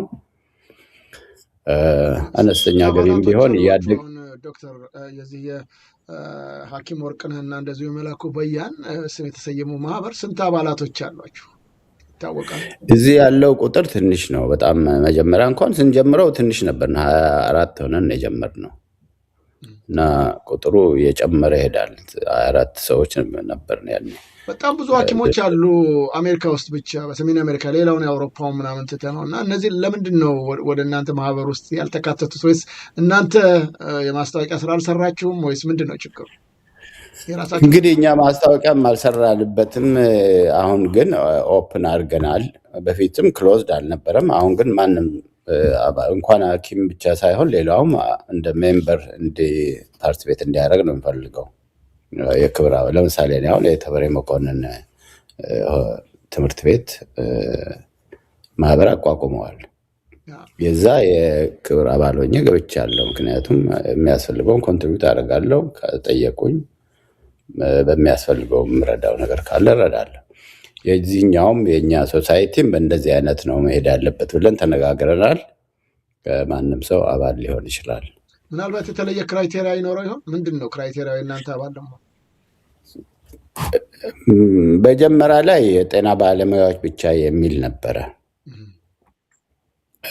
በሐኪሞች ብቻ የተወሰነም አልነበረም። ግን ክራይቴሪያ ለየት ያለ ክራይቴሪያ የለውም። ያው ዋናው ድጋፍ ለመስጠት ፈቃደኛ ሆነ እንደ ቻሪቲ ኦርጋኒዜሽን። ይሄ ነን ፕሮፊት ኦርጋኒዜሽን ነው ባይ ዘ ዌይ አቶ ዘውዱ። ለትርፍ የተቋቋመ ድርጅት አይደለም። ስለዚህ በዚህም ኒውዮርክ ስቴት ውስጥ የተመዘገበው አዘ ነን ፕሮፊት ኦርጋኒዜሽን ነው እና እርዳታ ለመስጠት ኖሌጅ ትራንስፈር ለማድረግ እና አገርን ለመርዳት ፈቃደኛ የሆነ ሰው ሁሉ በዚህ መልክ ለመርዳት ፓርቲሲፔት ማድረግ ይችላል እና ኦፕን ነው። ይህንን እንግዲህ ለሀገሬ በሙያም በእውቀቴም መርዳት እችላለሁ የሚል ማንኛውም ኢትዮጵያ የሆነ በዚህ ማህበር ውስጥ መመዝገብ ይችላል እያሉ ነው ያሉት። አሁን እንግዲህ መመዝገብ ይችላል፣ ፕላስ ፓርቲሲፔት ማድረግ ይችላል። ሜዲካል ሚሽን ስናዘጋጅ እዛ ውስጥ ፓርቲሲፔት ማድረግ ይችላል። በብዙ መልክ መርዳት ይቻላል እና በሙያው ያስተምራል። ያው ባለፈው በሙያቸው ማስተማር ይችላሉ። ባህርዳር ዩኒቨርሲቲ ሜዲካል ፋክልቲ ሲያስተምሩ አይችወት ነበር እና ስለዚህ የነፃ አገልግሎት ሰርቪስም ያው ይሰጣሉ ማለት ነው። ምናልባት ፈቃደኛ ከሆኑ አይ ጥሩ ነው። ይሄ ነው የሚፈልገው እኮ ይሄ ነው በጣም የሚፈልገው እሱ ነው። ምንድን ነው ማድረግ የምችለው በአቅሜ እና ይሄን ጥያቄ ራስን መጠየቅ ያስፈልጋል። የአገልግሎት ደግሞ ትንሽ የለውም። ዋናው ኮሚትመንት። ዶክተር ዘርጋባቸው እርሶ እንግዲህ ብዙ ጥናት ምርምር አድርገዋል። በተለይም በሕክምና ዘርፍ ባሉ ባለሙያዎች ዘንድ እንደሚታወቀው በብዙዎች ሰው ይነገራል። እንግዲህ በተለምዶ አይመስለኝም፣ መረጃዎች ሊኖሩ ይችላሉ። እርሶ ግን በተለይም በዚህ በሜዲሲኑ ዘርፍ ያሉትን ሰዎች ያውቃሉና ኢትዮጵያ ውስጥ ካሉ ሐኪሞች ጠቅላላ ሐኪሞች ቁጥር በበለጠ አሜሪካ በአንድ ስቴት ምናልባት በዋሽንግተን ዲሲ ወይም በሲያትል ወይም ሳሙዌር እንግዲህ ሰው በሚኖሩበት እንኳን አይመስለኝም የሚኖሩ የሐኪሞች ቁጥር ይበልጣል የሚሉ ወገኖች አሉ። ይህንን አስተያየት እንዴት ያውታል? አሁን ኢትዮጵያ ውስጥ ካሉ ሐኪሞች በበለጠ አሜሪካ በአንድ ስቴት ወይም በአንድ ቦታ ወይም በጠቅላላ በሰሜን አሜሪካ ያሉት ሐኪሞች ቁጥር ይጨምራል ማለት እንችላለን? ልክ ነው ይሄ ገለጻ? በእውነቱ ላይ እርግጠኛ አይደለሁም። መጀመሪያ እኛ ትሬንድ በሆንበት ጊዜ ኢትዮጵያ ውስጥ በጣም ትንሽ ነበር ቁጥራችን። በኋላ ግን በአንድ ወቅት ብዙ ሐኪሞች እየወጡ ስለሚቀሩ እንትኑን ማርኬቱን ፍላድ እናርገው የሐኪም ቁጥር ይጨምር ተብሎ ሜዲካል ስኩሎቹ ተስፋፉ። ብዙ ሐኪሞች መመረቅ ጀመሩ። እንዳውም አሁን እንደምሰማው ብዙ ሐኪሞች ይወጣሉ፣ ግን ስራ የላቸውም። ስራ የመፍጠር ችግርም አነስ ያለ ነው። ምክንያቱም ከሀገሪቷ ኢኮኖሚ ጋር የሚሄድ ነው። ደግሞ ውጭ ሀገር ሄደውን ቢሰሩ ሐኪሞች ምንም ለሀገር ይጠቅማሉ እንጂ የሚጎዳ ነገር አይደለም፣ ተፈላጊነት ካላቸው። ለምሳሌ ህንዶች አሁን በብዛት እዚህ ሀገር አሉ። የህንድ ሐኪሞች ብዙ ናቸው። የኢትዮጵያም ሐኪሞች እየተበራከቱ ሄደዋል። ጥሩ ጥሩ ቦታ ላይ የደረሱ አሉ። እነዚህ እኮ ለአገር ራሱ አሴት ናቸው። ህንዶች እዚህ ሆነው ሀገራቸውን መርዳታቸው አይቀርም። አይሪሾችም እንደዚሁ ናቸው። በሁሉም ጣሊያኖችም ቢሆኑ እንደዛ ናቸው። ሀገራቸውን ነው ሪፕሬዘንት የሚያደርጉት። ግን ያኛው የጠቀስከውን አሃዝ ይህን ያህል ቁጥር ይበዛል የሚለው ነገር የለኝም ኢንፎርሜሽኑ እና የተሳሳተ ኢንፎርሜሽን መስጠት አልወድም አልፈልግምም። ድንገት በሕክምናው ላይ ስለሰሩ ከሚል እሳቤ ነው። ብዙ ጊዜ እንደዚህ አይነት አስተያየቶች ስለሚሰጡ ነው። አመሰግናለሁ። ግን እርግጥ ነው በሌለ መረጃ ላይ ይሄ ነው ማለት አይቻልም። እንግዲህ በዛ ላይ ጥናት ካላደረጉ። ሌላው ኢትዮጵያ ውስጥ የሕክምና ባለሙያዎች ተሰባስበው በተለይም ከተለያየ ዓለም ግዛቶች ከሰሜን አሜሪካንም ጨምሮ ማለት ነው ትልቅ ተቋም እንደውም ለምስራቅ አፍሪካ ጭምር ይጠቅማል ተብሎ የሚገመት ሆስፒታል ልታቋቁሙ እንደነበረ አስታውሳለሁ። ራሱ ከኢትዮጵያም አልወጣውም ያንዴ ይመስለኛል። ያ ጉዳይ ምናልባት እርሶም አባል ከሆኑ እዛ ውስጥ አላቅም፣ ካልሆኑም መረጃ ይኖሩታል ብዬ አስባለሁ እንደ አንድ ሕክምናው ላይ ጥናት እንዳደረገ ባለሙያና ስለዛ ጉዳይ የሚያውቁት ነገር አለ? ምን ላይ ደረሰ? እንግዲህ እኔም ያው አባል ነበርኩኝ። ያንን እንትኑን መጀመሪያውኑ ፓርቲሲፔት ካደረጉት አንዱ ነኝ። ብዙ ገንዘብም ኢንቨስት አድርገናል። በጣም ውጣ ውረድ የነበረበት ጉዳይ ነው። ጥናቱ አርቆ መሬትንም ከአንድም ሁለትም ቦታ መሬት ተረክበን ነበር። እኔም ራሴ ነበርኩኝ እዛ መሰረተ ድንጋይ ሲቀመጥ አንደኛው ላይ። ከዛ በኋላ ግን በተለያዩ ምክንያቶች ይሄ ነገር ኢምፕሊመንት ሊሆን አልቻለም። መጨረሻ ላይ እንጃ አመትም ይሆናል አንድ ስብሰባ አድርገን እንትን ወርክ ፐርሚቱ አልተሰጠም፣ ወርክ ፐርሚት አልተፈቀደልን በሚል ስሞታ ነበረ። ግን ምናልባት የት ጋ ነው እንዴት ተጣለ? ወርክ ፐርሚት በሌለው ነገር ላይ እንግዲህ መሰረተ ድንጋይ ተጥሏል ብለውኛል። እንዴት ተጣለ? እሱ እንግዲህ ያኔ ዶክተር ቴዎድሮስ የጤና ሚኒስቴር በነበረበት ጊዜ ቦታ ተሰጠ። ወደ አያት አካባቢ ነው ይመስለኛል። እኔም እዛ ነበርኩኝ። እዛ ቦታ ላይ መሰረተ ድንጋይ ተጥሎ መሬቱ ተሰጠ ተባለ። በኋላ ደግሞ መሬቱ ተሸነሸነና ተወሰደ። እኔ ባለኝ መረጃ ነው እንግዲህ መሬቱ እንግዲህ ከተወሰደ ሌላ ተተኪ መሬት ሰጠን ተብሎ ሌላ መሬት ተሰጠ መጨረሻ ላይ። ከዛ በኋላ ነው እዛ መሰረት መጣልም እንትኑንም ተጀምሮ ነበር፣ ስራው ተጀምሮ ነበር። ግን ወርክ ፐርሚቱ በመሀል ላይ ቆመ። በስራው ስላልተጣደፈ መንግስትም ደግሞ በወቅቱ መጨረስ አለባችሁ፣ ፈንዱ ትልቅ ፈንድ የሚፈልግ ነው፣ ትልቅ የባንክ ብድር የሚፈልግ ስራ ነው። ያ ሁሉ ስላልተገኘ በዛ ምክንያት ነው የዘገየውና የቆመው። ወርክ ፐርሚቱ አሁን መጨረሻ ላይ እንደደረሰም አላቅም። የስትራክቸር የማኔጅመንት ችግርን ይመስለኛል። ወደ ስራ ከመገባቱ አስቀድሞ መሟላት የሚገባቸው ነገሮች ሳይሟሉ ነው እንዴ ወደ ስራ የሚገባው? ገንዘቡ መታወቅ አለበት። ሶርሳችሁ ምን እንደሆነ፣ ያዋጣችሁት ገንዘብ። አሁን ብዙ ገንዘብ እርሶም ከፍያለሁ ብለዋል እንደ አባል እና ይሄ ሁሉ ከታየ ብዙ ገንዘብ ነው ያወጣ ነው ባንክ ጋር ውል ተብሎ ከዛ በኋላ ነው እንግዲህ የመሬት አስተዳደር ይዞታ ደግሞ ይሄ እስካላቸው ድረስ ብሎ ቦታውን የሚሰጠው። ምክንያቱም ፕላን አለ፣ ካርታ አለ፣ ምናምን እነዚህ ሁሉ ከተሰሩ በኋላ ነው እንግዲህ የአርኪቴክቸሮች ስራ አለ፣ የመሃንዲስ ስራ አለ። ይሄ ሁሉ ተጠናቆ ነው ቦታ የሚሰጠው። እንደው መሰረተ ድንጋይ እስከ መጣል ደርሳችኋልና እንደገና መጨረሻ ላይ የመጣ ላይሰንስ የላችሁም የሚል ጥያቄ ለምንድን ነው የሚነሳው? እንግዲህ እኔ ሜምበር ነበርኩኝ፣ ሜምበር ነኝ አሁንም። ያው አዋጥቻለሁ፣ ብዙ ገንዘብ ነው ያወጣ ነው። ያን በጣም ከፍተኛ ገንዘብ ያዋጡም ሰዎች አሉ። በመሀል ላይ ይሄ የሰሜኑን ጦርነት ተነሳ። በዛ ምክንያት ብዙ ነገሮች በእኛም በኩል በዚህ በማኔጅመንቱ በእኛ ውስጥ ባሉት በኩልም ነገሮቹ በስነ ስርዓት ሄዱ አልመሰለኝም በግምት። ሁለተኛ ደግሞ ቢዝነስ ፐርሰን በመሀላችን አልነበረም። ቢዝነሱም ፕላኑም ቢኖርም ብዙ ውይይት የተደረገበት የሆስፒታል ስራ ነው። ይሄ ድክመቶች በዚህም በኩል አለ።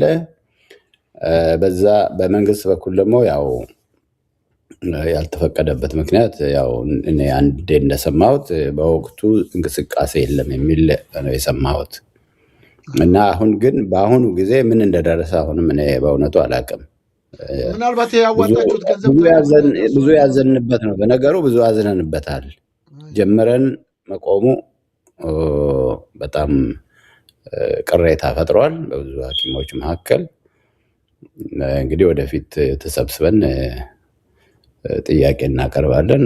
ከኛም ጥፋት ሊኖር ይችላል፣ ከዛም ከሌላም ጋር ግን ጥፋት ሊኖር ይችላል።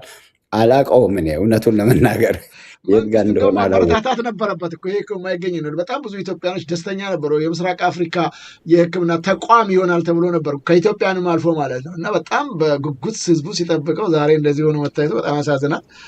ቀላል ነገር አለ። እርሶ ወደኋላ እየተመለሱ ታሪክን ጭምር በመጽሐፍ ሲጽፉ በአካል የሚገኘው አካል ደግሞ ረድቶ ይህንን ወደ ገቢር መቀየር አለበት። ግን አሁንም እንግዲህ ገንዘባችሁ ምን ላይ ነው ተመልሷል? ምክንያቱም ረጅም ዓመት ሆነው አንዳንዶችም በህይወት ላይኖሩ ይችላሉ። እንግዲህ ምንድን ነው የተደረገው? አሁን የገንዘቡ ጉዳይ ምንድን ነው? መረጃ አሉት ወይስ እሱንም ይዘው አንዳንዶቹ ጠፍተው አይታወቅም? ኢትዮጵያ እንግዲህ የስራ አስፈጻሚ ቦርዱን በቅርቡ ኮንታክት አድርጌ ያለው ነገር ቬግ ነው። እኔ ኤክስኪዩቲቭ ቦርድ ውስጥ ገብቼ አልሰራሁም። ነገሩ ቬግ ነው። ገንዘቡ እርግጥ የተወሰነ ገንዘብ እኮ በመሰረት ላይ ውሏል። መሰረቱ ላይ ገናል ገንዘብ አውለናል ብለው ነግረውናል። ግን የመጨረሻው ምክንያት ምንድን ነው? ሪየሊ ካፒታል ነው። ካፒታል በቂ ካፒታል ያስፈልጋል። ሆስፒታል ያንን ያክል ትልቅ እንትን ለመስራት እኛ ካዋጣ ነው በጣም ሩቅ ነው፣ ከፍ ያለ ነው መሆን ያለበት። ባንክ ያበድራል። ሁሉም እኮ ማንም ሰው ሰርቶ እኮ አይጨርስም። ማንም ብድር ማግኘት ያልተቻለው በዛን ጊዜ ቅድም በጦርነቱ ጊዜ ነው ብያለሁ። ያኔ ጥሩ ተስፋ ነበረ ከጦርነቱ በፊት እዛም። አሁን ግን የት እንደደረሰ እኔ በእውነቱ አላውቅም። አሁን እንደውም አጠያያቂ ነው። እኛም እየጠየቀ ነው። አንተ የጠየቀውን ጥያቄ ነው እኛም የምንጠይቀው ያለ ነው። የረሱትን ቁስል ነካከውበት። እንግዲህ የገንዘብ ጉዳይ ነው። ገንዘቡ ብቻ ሳይሆን አላማ በጣም ትልቅ ስለነበረ ከዛ አኳያ ነው እንግዲህ ያነሳሁት። ዶክተር ወደፊት እንግዲህ የኢንቨስቲጌሽን ስራ ይሰራበታል የዘውዱ ሾው ሚዲያ። የት ገባ ብሩ የገንዘብ ተብሎ እናጠራዋለን ሌላ ጊዜ። በጣም አመሰግናለሁ። እስቲ አንዳንድ ፎቶዎች ላንሳ። የድሮ ፎቶዎች በጣም ደስ ይላሉ። እንደዎችን ፎቶ እስቲ ንገሩኝ። እዚህ እርሶን ጎረምሳ ሆነ ያኔ ይኸውና በነጮች መካከል ብላክ ኤንድ ዋይት ስለሆነ ጥቁር ፈረንጆ አይታይም። ምንድን ነው? የት ነው ይሄ? ሳውዝ አፍሪካ ኬፕ ኦፍ ጉድ ሆፕ ላይ የተነሳ ነው ፎቶግራፍ ነው። እዚህ አሁን እንግዲህ በሙሉ የአሜሪካን ኮሌጅ ኦፍ ፊዚሽንስ ሜምበርስ የዛን ጊዜው የኤክስ ፕሬዚዳንቱ የአሜሪካን ኮሌጅ ኦፍ ፊዚሽንስ ኤክስ ፕሬዚዳንት ኦርጋናይዝ አድርጎ አይ ቲንክ በፕሬዚደንት ዊልሰን ጊዜ ነው የተመሰረተው መሰለኝ። ፒፕል ቱ ፒፕል የሚል ፕሮግራም ተመስርቶ በዛ ኦርጋናይዜሽን ውስጥ ነው እኔ ከነሱ ጋር ተሳትፌ ጆሃንስበርግን፣ ከዛ ፕሪቶሪያ ጥሩ እንትን ፐብሊክ ሄልት ስኩል አላቸው። ኬፕ ታውን ያለውን እንደውም የመጀመሪያው የልብ ትራንስፕላንት የተደረገበት ሆስፒታል እዛ የነበሩትን በወቅቱ የነበሩትን ሰዎች ሁሉ አነጋገር። ጥሩ አይነት ቪዚት ነው ያደረግነው። ይሄ ሳውዝ አፍሪካ የነበረው ጉዞአችን ነበር። እንደው ምናልባት ከዚህ ውስጥ ስልጣን ላይ የገባ ኃላፊነት ላይ የመጣ ይኖር ይሆን? ለምሳሌ አሁን በመጀመሪያው እንትን ያለው አንደኛው ሐኪም ነበረ። አሁን ሴናተር ነው አሜሪካን እንትን የሳክራሜንቶ አካባቢ ተመርጦ ያኔም ምኞቱን ሲነገረን ነበር። አሁን ሴናተር እንደውም ባለፈው ሳምንት ቴሌቪዥን ላይ ኢንተርቪው ሲያደርጉት አይቼ ኢምፕሬስድ እና ቨሪ ኢንተረስቲንግ። የሰው ልጅ ከየት ተነስቶ የት እንደሚደርስ አይታወቅም። ምንጊዜም ይሄ ጥቁር ዋናው ዓላማ ብቻ በግራ በኩል ያለው ማለት ነው። በግራ በኩል ያለው ነው። እንግዲህ ከሕክምና ወጥቶ ሴናተር ሆነ ማለት ነው። ፖለቲካው ገባ። ሕክምና ወጥቶ ዓላማ ነበረው። ዓላማው አሁን እሱ እርግጥ አንዱ ከሰራቸው ስራዎች በህንድና በአሜሪካ መካከል ያለውን ግንኙነት ማሻሻል፣ ስለ አንዳንድ ስለ መብቶች ሕክምናን በሚመለከት አገልግሎት ሲሰጥ የቆየ ሰው ነው። በዛው ስራ ላይ ነው ያለው። አሁን የፎረን አፌርስ ኮሚቴ ውስጥ ነው ያለው የሚሰራው። በጣም አመሰግናለሁ። ወደዚህኛው ምስል እንምጣ እስቲ። እዚህም ይሄኛውም ላይ ይሄኛው እንግዲህ እኔ በ1989 ነው ወደዚህ በፈረንጆች አቆጣጠር ወደ አሜሪካ የመጣሁት። ያው የል ዩኒቨርሲቲ ነው የመጣሁት አዘ ሪሰርቸር። እነዚህ የፋኩልቲው አባሎች ናቸው። ያው ያኔ ፎገርቲ ኢንተርናሽናል ፌሎ የፋኩልቲ አባል ስለነበርኩኝ ከነሱ ጋር የተነሳሁበት ነው። ከኔ ጎን ፊት ለፊት ያሉት ፕሮፌሰር ዳውንስ በጣም የታወቁ ሰው ናቸው። ብዙ በቫይረስ ብዙ እንትን ስራ አስተዋጽኦ ያደረጉ ናቸው። እነዚህ ሁሉ ከኔ ጋር የነበሩ አብሬያቸው የነበርኩኝ የዩኒቨርሲቲ ፋኩልቲ አባሎች ናቸው። ወደ ኢትዮጵያ ልመልሶት ደግሞ እስቲ ከየል ዩኒቨርሲቲ ወደ አምቦ እንምጣ። የኢትዮጵያ ይሄ በጣም ደስ የሚለኝ ፒክቸር ነው። አምቦ ያው ከአንተ ጋርም ሄደን ነበር አንድ ጊዜ ዩኒቨርሲቲው አምቦ። እኛ በሄድንበት ጊዜ በጣም ተሻሽሎ ተለውጦ ነው ያየነው። አሁንም ባለፈው ሄድበት ጊዜ በጣም ትልቅ ለውጥ ነበረ። ወንጪ ደርሼ ስመለስ የድሮ ሃይስኩል ትምህርት ቤትን ፈልጌ እንኳን ማግኘት አልቻልኩም። በኋላ አገኘሁት። ትንሽ ህንፃ ነው እሱ። እነዚህ ግን አሁን የምታያቸው 11ኛ ክፍል ሊሆን 12ኛ ክፍል ሆነን የተነሳ ነው። የአምቦ ሃይስኩል ያኔ ቀዳማዊ ኃይለ ሥላሴ ሁለተኛ ደረጃ ተማሪዎች ናቸው፣ ጓደኞቼ ናቸው። እኛማ እዚህ ጋር አንድ ሴት ታገኛለች። አንድ መነጽር አድርጋለች መሰለኝ እንጂ ካልተሳሳትኩ አንድ ሴት ብቻ ነበረች በእኛ መሀል ያለችው። አንድ ሴት ተማሪ ነበረች በዛን ጊዜ። ያስታውሷታል? ማን ትባላለች? ኦ ማይ ጎድ ያስገኝ በጣም እዚህ ሁሉ መምጣቷ አይቀርም ሴት ይመጣል። እንዴት ብቻ ሆነች? ለምንድን ነው አንድ ብቻ ነበረች። የሚገርመው በዛን ጊዜ አይ ዶንት ኖ በማላውቀው ምክንያት ያኔ ብዙዎቹ ወንዶች ናቸው። እርግጥ ሴቶች የሚበዙበት ክፍሎችም አሉ። ገና በእኛ ክፍል ውስጥ እሷ አንድ ብቻ ነበረች። የእናንተ ክፍል ተማሪዎች ናቸው እነዚህ በሙሉ? እነዚህ በሙሉ አንድ ክፍል አንድ ላይ የጨረስን ሰዎች ነን። ከኔ በላይ ከፍ ብሎ የቆመው ተስፋዬ ሁንዴሳ ይባላል። የትኛው ነው የእርሶ ራሱ አይታይም? ከግራ እኔ ቁጭ ያልኩት ከፊት ለፊቴ አንድ ሰው ቁጭ ብሏል። ከዛ ቀጥሎ ያለሁት እኔ ነኝ። ሴቷ አጠገብ? ከሴቷ ወዲህ በዚህኛው በኩል በመሃል አሁን እንደዚህ ውስጥ ትልቅ ቦታ የደረሰ ሰው የሚያስታውሱት አለ? እንግዲህ እስካሁን ብዙ አንገናኝም። አሁን ተስፋዬ ሁንዴሳ ጥሩ በጣም ጎበዝ ተማሪ ነበረ። እሱ አንደኛ ነበር የሚወጣው ከትምህርት ቤታችን። በእውነቱ የት እንዳሉም አላውቅም። አንድ ሰው ብቻ እንገናኛለን። አንደኛው ጓደኛችን ወደ ካሊፎርኒያ ነው ያለው። አልፎ አልፎ እንደዋወላለን። እቺ ብቸኛዋ ሴትስ የትምህርት ቤታችሁ ብቸኛዋ ሴት ተማሪስ? ስለሷ ለረጅም ጊዜ ሰምቼም አላውቅም። ቆይቷል። ጊዜው በጣም ረጅም ነው አቶ ዘውዱ። ግን ኢንተረስቲንግ ነው። የሚገርም ነው። እንደዚህ ትውስታ ደስ ይላል አንዳንዴ። በጣም በጣም በጣም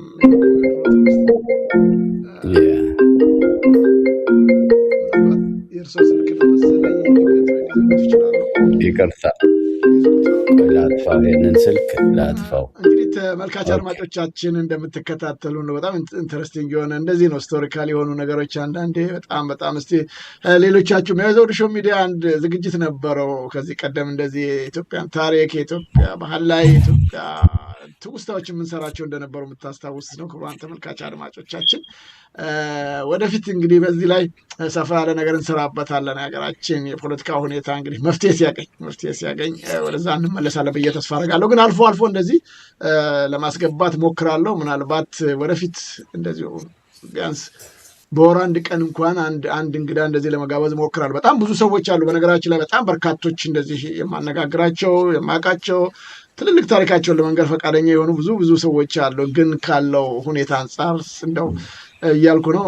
ዛሬ እንግዲህ ጀምረነዋል። ይህም ያው አንደኛው የኢትዮጵያን ታሪክ ወደኋላ መለስ ብለን ስናይ ባለሙያዎቻችን የኢትዮጵያን ሐኪሞች ተመልከቱ። እንግዲህ ዶክተር መላኩ በያን በጣም የሚገርም ነው። እዛ ቦታው ድረስ ሄጄ ኒውዮርክ ላይ መቃብር ቦታውን ራሱ በመፈለግ ያገኘ ነው። የሚገርማችሁ ካርታው ራሱ ተጽፎ ስማቸው የዶክተር መላኩ በያን ጭምር ስሙ የት ቦታ እንጂ በመፈለጋት በሺ የሚቆጠር መቃብር ያለበት ቦታ ነው። ፈልጋችሁ የምትደርሱበት አይደለም። ግን የራሱ ሆነ ኦፊስ አለው። እዛ ሄደን አነጋግረን ወንድማችን ተድላ አስፋው በጣም ብዙ ነገር ረድቶኛል ይህንን ለማግኘትና አግኝተን ነው በካርታ መሰረት ሄደን ያገኘ ነው የት ቦታ እንዳለና ይህንን ታሪክ ቀላል ነገር አይደለም እና እንደነዚህ አይነት ታሪኮችን ዛሬ ዶክተር ዘርጋባቸው አስፋው በዚህ ሁኔታ ጽፈው ሲገኝ ያስደስታል። ከዛ አኳያ ነው ታሪካችን ትልቅ ነው። የኢትዮጵያ ትልቅ ታሪክ ያለን በጣም በርካታ ምሁራኖች ያሉን ለአገራችን ለዓለም የሚተርፍ ስራ የሚሰሩ ወገኖች እያሉን ግን የምናየው ሁኔታ ትንሽ ስለሚያሳዝን ነው። ለማንኛውም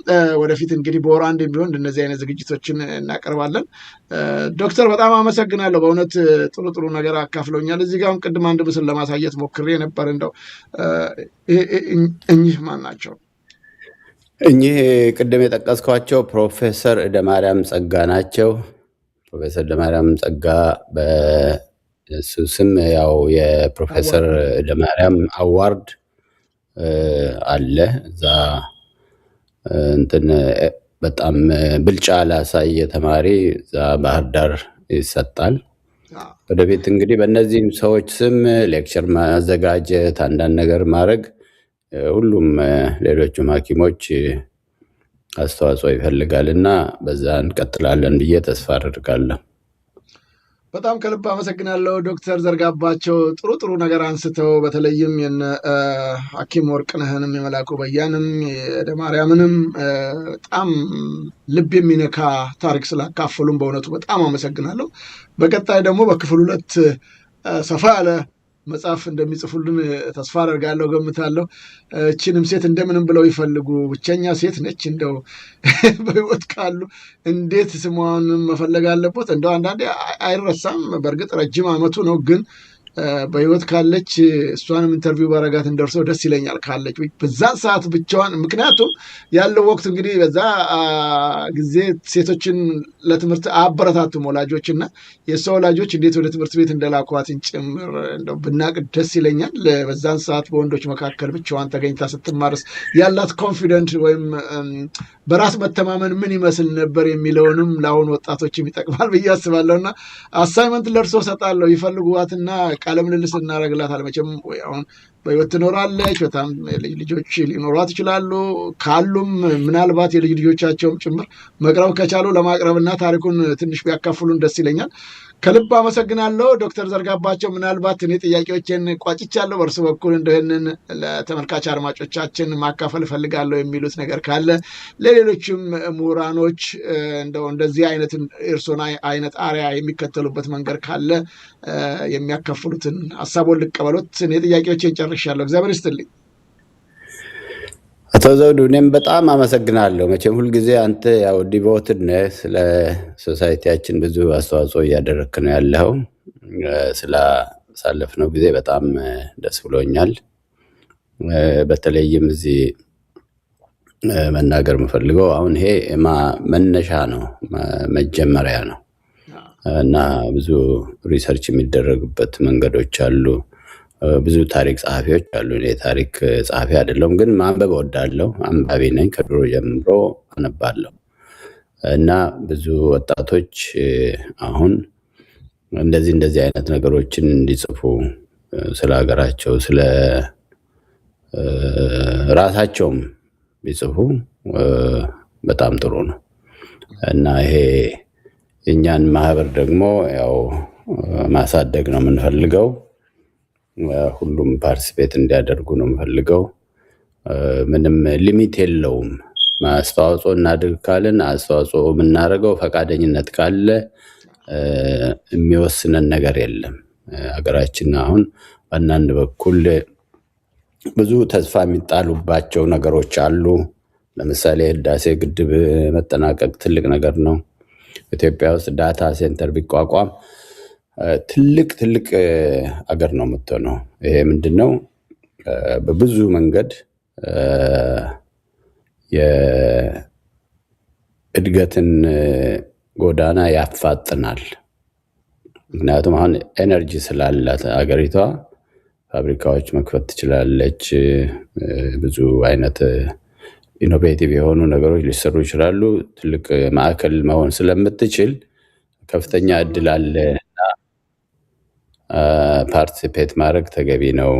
እኛ በሕክምና መልክ ያለው እድገት እየተፋጠነ ሊሄድ ይችላል። ኳሊቲው ሊሻሻል ይችላል። በዛ መልክ ብዙ ምርምርና ጥናት ማድረግ ያስፈልጋል እና በዚህ ላይ ነው እንግዲህ የኛ ሶሳይቲያችን አቶ ዘውዱ ሁሉም ሰው አባል እንዲሆን ጠይቃለሁ። በጣም አመሰግናለሁ ዶክተር። ቅድም እንዳሉት የመጨረሻ ነገር አስተያየቱን ይሰጡበት ነው። ይሄ መጽሐፍ የጻፉት እንጂ ዋናው ነገር አላማው ለነዚሁ ኢትዮጵያ ውስጥ ለሚገኙት ወገኖች ያግዛል ሽያጩ ብለዋል እና አንደኛ እንዴት ነው የሚያገኙት ሰዎች መጽሐፉን ለመግዛት? ይህንን እንደው ቢያብራሩልን። አሁን እዚህ አማዞን ላይ ነው የሚሸጠው። በጣም በርካሽ ነው የሚሸጠው፣ ያው የቻሪቲ ጉዳይ ስለሆነ። ሌላው ደግሞ ኢትዮጵያ ውስጥ አሁን ፐብሊሽ ያደረግነው ነው። በሚቀጥለው 1 ሳምንት 2 ሳምንት በኋላ ይወጣል። እዛ አዲስ አበባ ታትሞ ይወጣል። ምናልባት ይህ መጽሐፍ የታተመው በእንግሊዝኛ ቋንቋ ነው እና ወደ አማርኛ ለመተርጎም አይሞከርም? አይ ቲንክ መተርጎም ይችላል። በጣም ብዙ ስላልሆነ እርግጥ ብንተረጉመው ጥሩ ይመስለኛል። እሱ ላይ እንግዲህ ተርጓሚ ያስፈልጋል።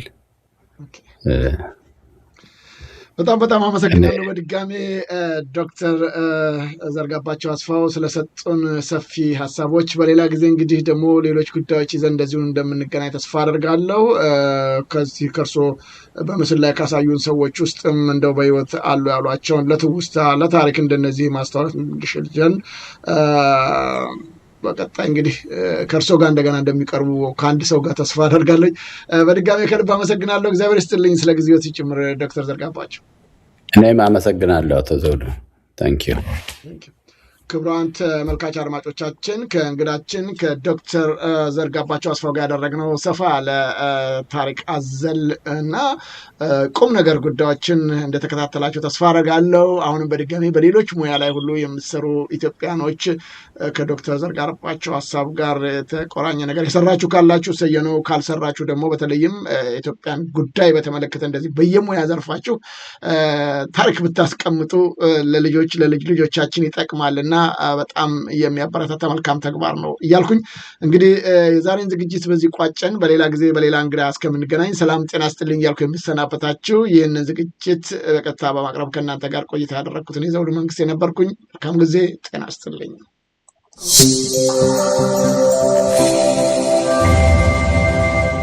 ዘውዱ ሾው በመላው አውሮፓ የሚኖሩ ኢትዮጵያውያንና ትውልደ ኢትዮጵያውያን በማህበራዊ ኢኮኖሚያዊና ፖለቲካዊ ጉዳዮች ዙሪያ ያላቸውን ሁለንተናዊ ተሳትፎና እምቅ የህይወት ተመክሮ በጥልቀት የሚዳስስ በይዘቱ ለየት ያለ በአዝናኝ ገጠመኞች የተሞላና በማራኪ ጨዋታዎች የተኳለ ቴሌቪዥን ፕሮግራም ዘውዱ ሾው።